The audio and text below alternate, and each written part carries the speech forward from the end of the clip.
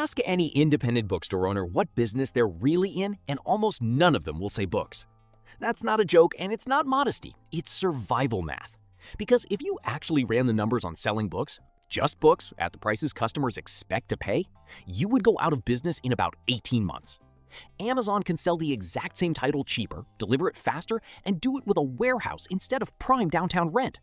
So how does a small bookstore in a world with same-day Amazon delivery not just survive, but in many cities actually keep opening new locations? The answer is that the bookstore you walk into is not the business. It's the bait. And once you see what's actually being sold behind it, you'll never look at that cozy little shop the same way again. Let's open the books. Literally. Here's the uncomfortable arithmetic first. A new bookstore buys books from publishers at a wholesale discount, typically 40 to 46% off the cover price. So a $20 hardcover costs the store somewhere around $11 to $12. Sell it at cover price and you've made an $8 to $9 gross margin, before rent, before staff, before the lights. That sounds workable until you compare it to almost any other retail category. A clothing boutique often works on 50 to 65% margins. A specialty coffee shop can hit 70 to 80% margins on drinks. A bookstore, by contrast, is competing in one of the thinnest margin retail categories that exists, while carrying inventory that's heavy, slow-moving, and constantly at risk of returns to the publisher if it doesn't sell. And that's before Amazon enters the picture. Online retailers can discount aggressively because they don't carry the fixed cost of prime real estate in a staffed storefront. A customer can stand inside a physical bookstore, scan the barcode with their phone, and see a lower price before they've even walked to the counter. This actually happens constantly, and it's called showrooming. And bookstores have felt it worse than almost any other retail category. If the book is the product and the margin is this thin, the math simply doesn't survive contact with rent. So the real question becomes, what's actually paying the bills? Before we get to what saves bookstores, let's be honest about what kills most of them. Location cost. Independent bookstores tend to cluster in walkable, high-foot traffic neighborhoods, exactly the kind of real estate that commands premium rent. It's a brutal irony. The same charm and walkability that brings customers in the door is the same reason the lease is expensive enough to erase the thin margins we just described. This is why bookstore closures so often trace back to one single event, a lease renewal. A store can be beloved, busy, and profitable on paper, and still get priced out the moment their landlord raises rent to match rising neighborhood property values. The store isn't failing at retail, it's losing a real estate negotiation it was never actually equipped to win. This is also why so many surviving independent bookstores today are owned outright by their operator, inherited a below-market legacy lease, or are subsidized by a landlord who wants a bookstore as a neighborhood anchor tenant. Rent, more than book sales, more than staffing, more than any other line item, is the single variable that decides whether a bookstore survives its first 5 years. So if new books barely break even after rent, what's the real business? First, used and rare books. This is where the margin story flips completely. A store can acquire a used book for a few dollars, sometimes for free through donations or trade-ins, and resell it for 10, 20, sometimes hundreds of dollars if it's a rare or collectible edition. Margins here regularly hit 300 to 500%, occasionally far higher on genuinely rare finds. This is functionally a completely different business hiding inside the same storefront, part retailer, part appraiser, part antique dealer.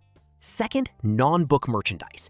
Walk into almost any thriving independent bookstore and you'll notice stationery, greeting cards, tote bags, candles, journals, puzzles, and gift items positioned right at the register and along the main walking path.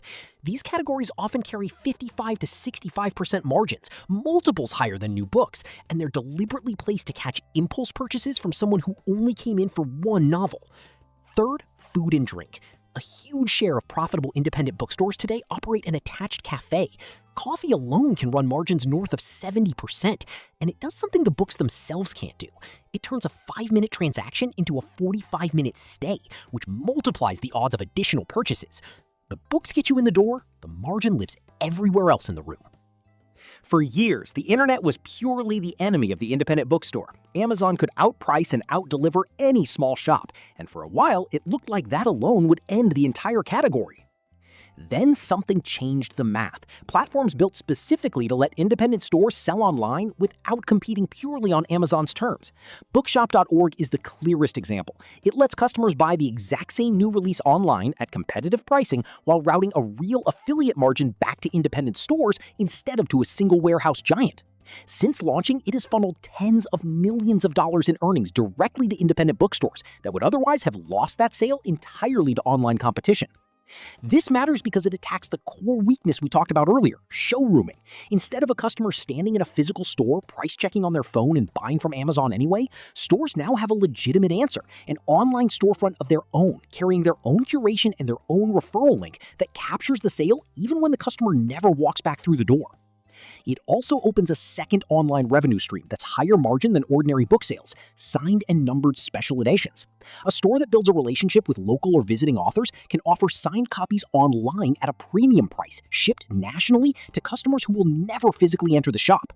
That's a rare book-style margin applied to brand new releases, sold entirely online with none of the foot traffic dependency the rest of this video has been built around. The internet didn't just threaten the bookstore. Once independents figured out how to use it on their own terms, it became one of the tools keeping them alive. There's a deeper economic idea running underneath all of this, and it comes from urban sociology, not retail, the concept of a third place, somewhere that's not home, not work, but a place people choose to spend time simply because it feels good to be there. A well-run bookstore is one of the purest third-place businesses left, and once you see it that way, the entire layout starts to make sense. Comfortable reading chairs that slow customers down instead of rushing them through, author events and book clubs that turn one-time customers into repeat visitors, staff recommendations handwritten on little cards that make the space feel curated rather than algorithmic. None of that directly sells a single book at the register, but it does something more valuable long-term. It builds the kind of loyalty that a purely price-driven business like Amazon structurally cannot replicate. You cannot showroom an experience. You cannot price match a conversation with a staff member who read the book and loved it too. This is also why author events matter so much economically, even though the event itself often loses money or breaks even. A packed author signing brings 50 to 100 people into the store who wouldn't otherwise walk in that week. And while they're there, waiting in line, browsing, they buy other things. The event isn't the product. It's a customer acquisition cost dressed up as a cultural evening. Let's put a name on this. Maria owns a 1,200 square foot independent bookstore in a mid-sized city. New book sales bring in roughly 55% of her revenue, but only about 18% of her gross profit because the margins are so thin. Used and rare books make up just 15% of revenue, but nearly 30% of her gross profit because the margin per item is so much higher.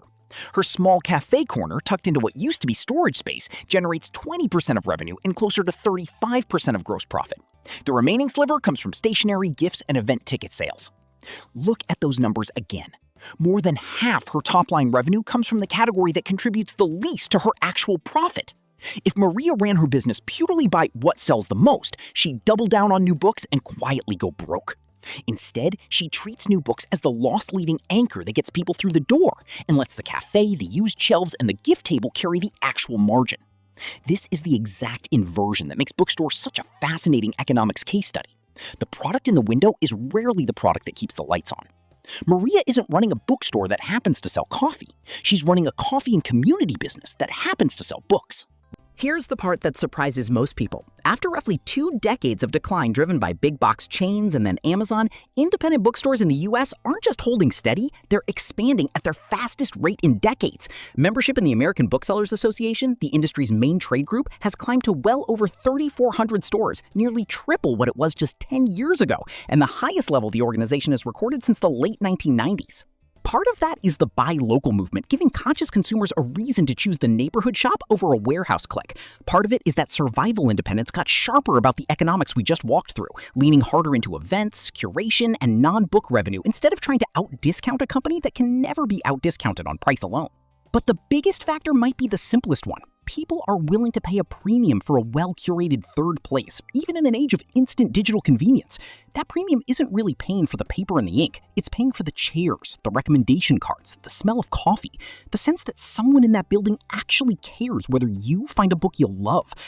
Understanding the real economics doesn't make the bookstore less magical. If anything, it makes the survival story more impressive, because now you know exactly how hard that magic is actually working behind the scenes. Here's what makes the independent bookstore story even stranger. While small shops have been quietly expanding, the giants that were supposed to crush them collapsed instead. Borders, once one of the largest bookstore chains in the country with over 500 stores, filed for bankruptcy in 2011 and liquidated entirely. Barnes & Noble spent much of the following decade closing locations and cycling through ownership changes before stabilizing.